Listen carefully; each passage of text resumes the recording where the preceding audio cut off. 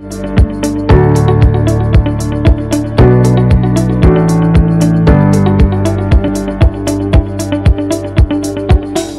pemirsa setia V-Business, jumpa lagi dengan saya Alfred Pakasi dalam program V-Business Market Review and Outlook untuk periode 9 sampai dengan 13 Maret 2020.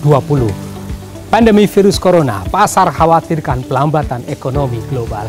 Pasar investasi pada minggu lalu masih tetap didominasi oleh ketakutan investor atas prospek pelambatan ekonomi global oleh wabah atau pandemi virus corona ini. Jumlah korban terus meningkat di berbagai negara.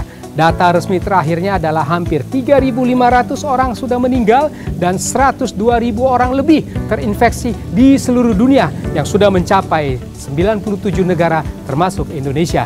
The Fed pada minggu lalu secara mendadak memangkas suku bunganya sebesar 50 basis points dan kemudian investor memilih safe haven assets. Itu sebabnya harga emas terus melaju tetapi US dollar tergerus ke level hampir 1 tahun terendah. Minggu berikutnya, isu pandemi virus corona ini akan terus mewarnai pergerakan pasar dengan risiko pelambatan ekonomi global yang akan membuat investor semakin berhati-hati. Seperti apa pergerakan pasar hari-hari ini? Ikuti terus V-Business Market Review and Outlook untuk periode 9 sampai dengan 13 Maret 2020.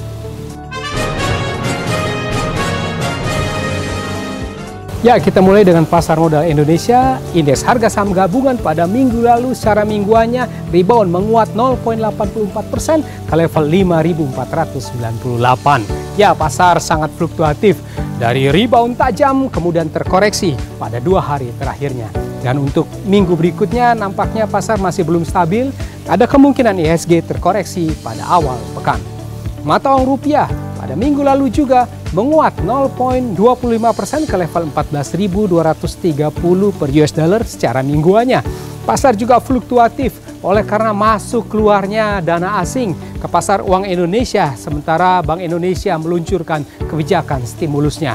Dan untuk minggu depan nampaknya pasar mata uang rupiah ini masih fluktuatif dengan kemungkinan bias positif pada minggu depan. Ya, kita memasuki sekarang pasar forex global. Pada minggu yang akan datang ada sejumlah rilis data berita ekonomi penting yang perlu diperhatikan para investor, diantaranya Core Consumer Price Index dan kemudian Crude Oil Inventories Amerika pada Rabu malam waktu kita, dan kemudian juga Preliminary UOM Consumer Sentiment pada Jumat malam.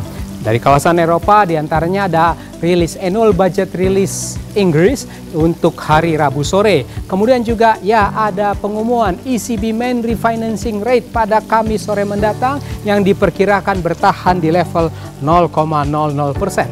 Sementara dari kawasan Asia ada rilis trade balance China pada hari Senin pagi.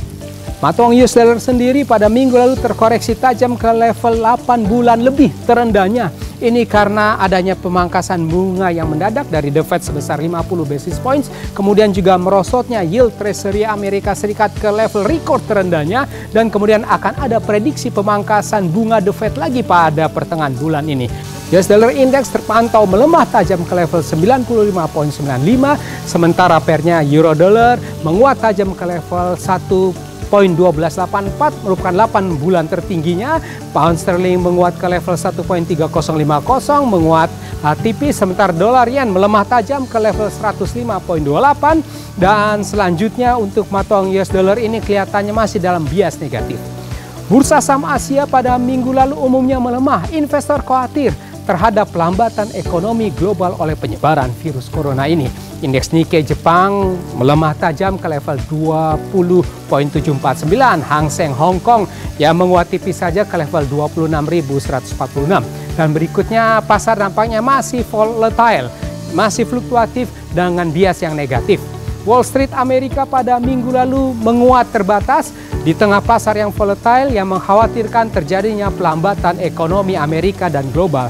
Dow Jones Index masih menguat ke level 25.864, S&P 500 indeksnya menguat ke level 2.927. Pasar emas dunia, spot gold pada minggu lalu menguat tajam, rebound 4,4% secara mingguannya ke level 1.665 US dollar per troy ounce-nya. Bahkan membukukan gain mingguan yang terbesarnya dalam 11 tahun terakhir. Akhirnya berada di level hampir 7 tahun tertingginya. Berikutnya pada minggu akan datang kelihatannya spot gold ini masih menguat ke atas. Demikian pemirsa setia Fibis News, kita telah membahas bersama Fibis News Market Review and Outlook untuk periode 9 sampai dengan 13 Maret 2020. Saya di sini Alfred Pakasi, mohon diri sejenak. Kita akan bertemu kembali. Salam Fibis.